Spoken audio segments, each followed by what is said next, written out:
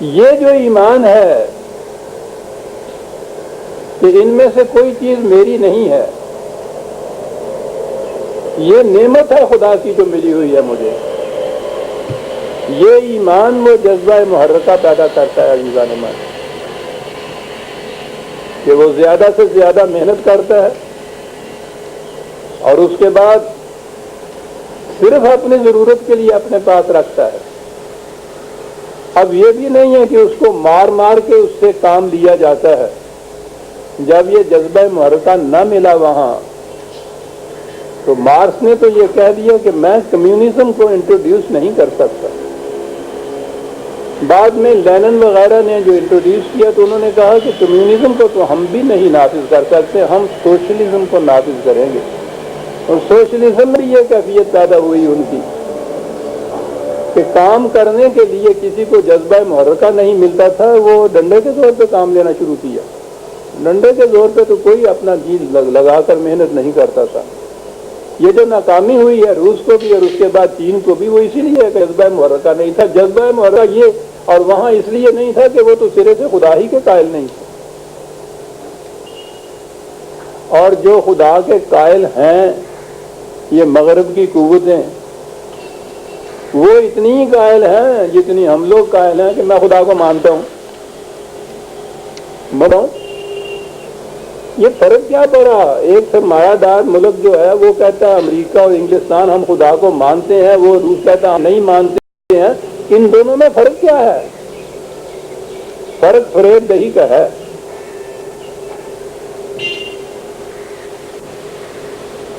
روس کی قوتیں جب اتنی بڑھتی ہوئی نظر آئی تھیں تو ان سرمایہ دار استعماری ممالک کو ضرورت پڑی کہ اس کے خلاف محاذ قائم کریں۔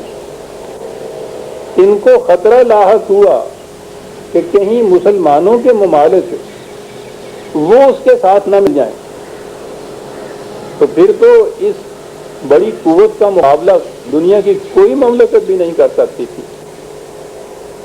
اس کے لیے ایک آواز اٹھی، بہت بڑی سازش تھی، وقت ہو تو میں آپ کو تفصیل سے بتاؤں۔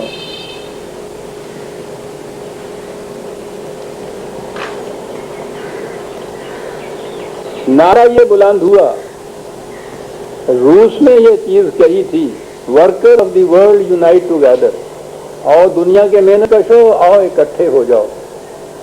انہوں نے ایک نعرہ دیا اور وہ یہ تھا کہ believers in God unite together, آؤ خدا کے ماننے والوں اکٹھے ہو جائیں ہم۔ یعنی جان بچانی تھی اپنی، رشیا کے ریچھ تھے اور اس کے لیے دعوت دی جا رہی تھی یہ مسلمانوں کے ممالک کو کہ آؤ ہم بھی بلیورز ان گاڈ ہیں، تم بھی بلیورز ان گاڈ ہو۔ کیا بات، آؤ اکٹھے ہو کے اس دریت کا مقابلہ کریں، یہ تو خدا کے منکر ہیں۔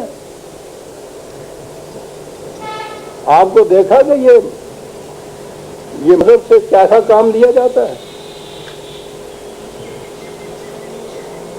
یہ تھا جو، اور مسلمانوں کو دعوت یہ دی گئی کہ وہ خدا کو نہیں مانتا، ہم خدا کو مانتے ہیں، تم بھی خدا کو مانتے ہیں، یہ لہذا محاذ یوں ہونا چاہیے، خدا کے منکرین کے خلاف خدا کے ماننے والوں کا محاذ۔ میں نے کہا یہ جو محض ماننے کی بات ہے نا، اس سے کچھ فرق نہیں پڑتا۔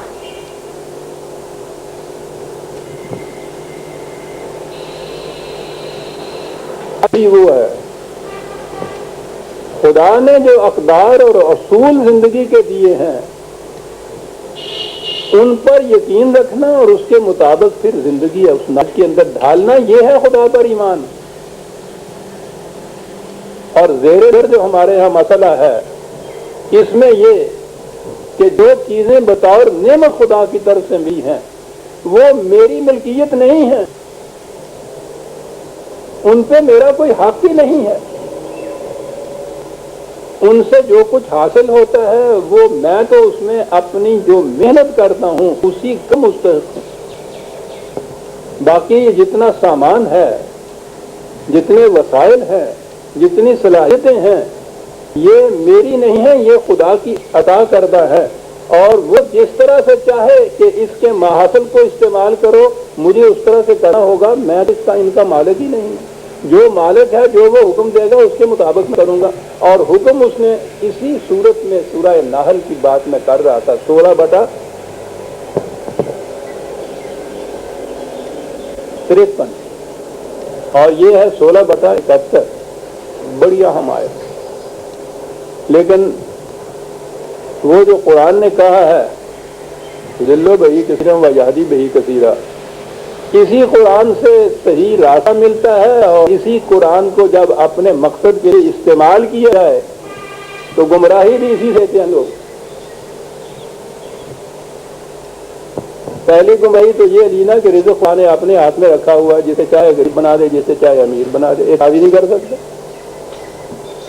یہ آیت جو بڑی عظیم آیت تھی، اس معاشی مسئلے کو حل کرنے کی کلیدی آیتیں اگر آپ مجھے پوچھیں تو یہ 2 آیتیں ہیں، یہی کہ یہ نعمت ہے خدا کی، میری ملکیت اس میں نہیں کچھ۔ اب اگلی بات آئی، واللہ فضل بعضکم علی بعض فی الرزق، کہا یہ حقیقت ہے جس سے ہم انکار نہیں کرتے کہ اکتساب رزق کی صلاحیتوں میں فرق ہے،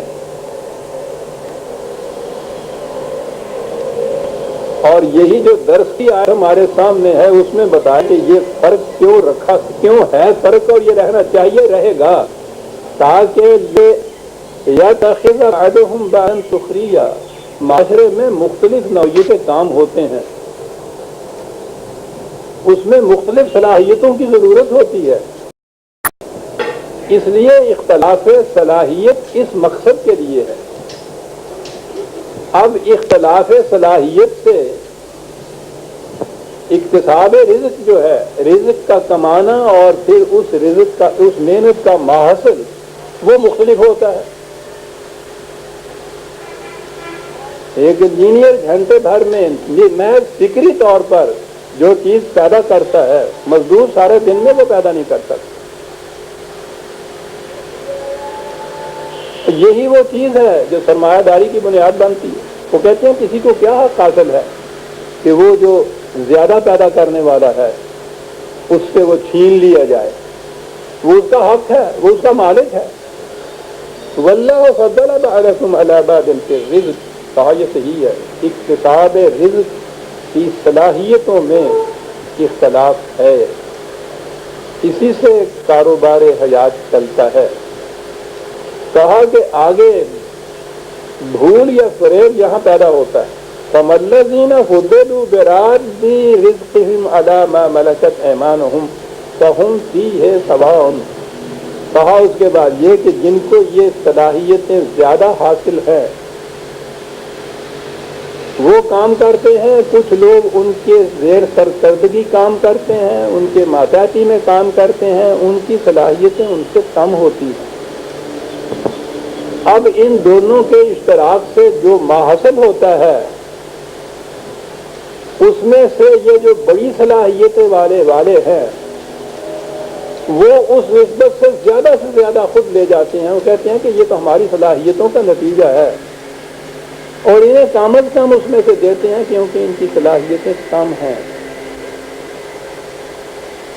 کہا یہی وہ بھول ہے کہ انہوں نے ان چیزوں کو جو نعمت خداوندی تھی وہ اس کو ذاتی ملکیت سمجھیا۔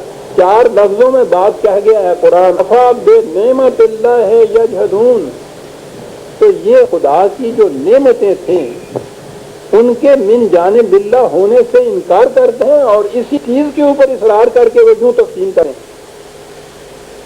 عزیز احمان اندازہ لگا لیجئے، اتنا اہم مسئلہ جس نے دنیا بھر کے اکنامسٹ کو چکر میں ڈال رکھا ہے، آج دور کو سلجھا رہے ہیں اور سرا ملتا نہیں، نہ کمیونسٹ کو ملتا ہے سرا، نہ کیپیٹلسٹ کو ملتا ہے سرا،